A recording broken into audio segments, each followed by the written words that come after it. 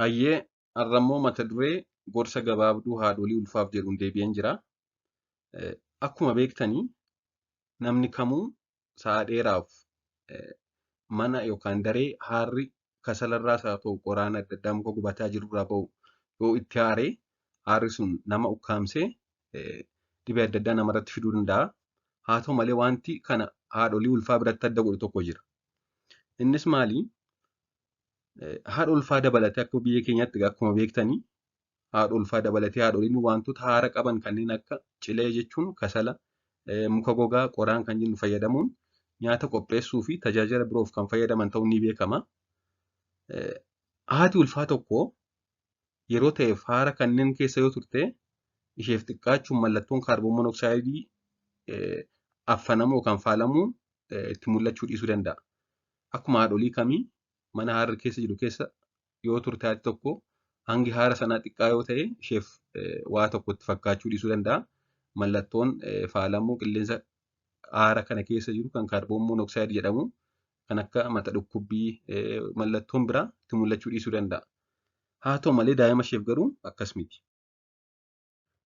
Haa ta'u malee egaa qabiyyee seelii dhiiga diimaa kan hemoogiloobiin jedhamu kan daa'immanii jechuunis kan daa'imman gadameessa haadha sana keessa jiranii kan haadhaa caalaa persentaa 15 keemikaala haara sana keessa jiru kan kaarboon monoksaayidii jedhamutti qabachuu waan danda'uuf osoma haati mallattoo kaarboon monoksaaydiin faalamuu qabaatiin yookaan haarri natti baay'ateera jettee osoo hin yaadiin daa'ima gadameessa keessa jiru faaluun ukkaamsuu danda'a.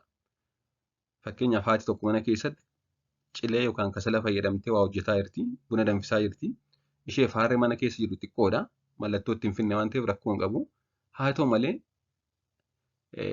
kaarboon monoksaaydiin haara sana keessa jiru karaa gadameessaa daa'imatti darbuudhaan daa'ima gadameessa keessa jiru affanuu yookaan ukkaamsuu danda'a. Sababni isaas seelii dhiiga diimaa keessa kan jiru hemoogiloobiiniin kan daa'immanii kan haadhaa caalaa persentaa 15 ofitti harkisee ofitti qabachuu waan danda'uuf daa'imni ukkaamamuu danda'a jechuudha.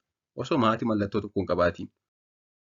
Kun immoo egaa jechuunis kaarboon monoksaaydiidhaan faalamuun daa'ima gadameessa keessa jiru osoo haati hin beekin jechuudha. Rakkoo adda addaa qaama daa'imaatti fiduu mala.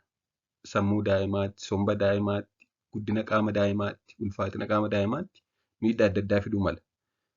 Kanaaf egaa haadholiin yeroo ulfaa wantoota akkasiirraa hanga danda'ame fagaachuu yookaan hanga danda'ametti xiqqeessanii fayyadamuun baay'ee barbaachisaadha. Isaaniif haa xiqqaatuyyuu malee haarri mana keessa jiru daa'ima gadameessaaf miidhaa guddaa fiduu waan danda'uuf hanga danda'ametti bakka haarri akkasii jirurraa of fageessuu qabu.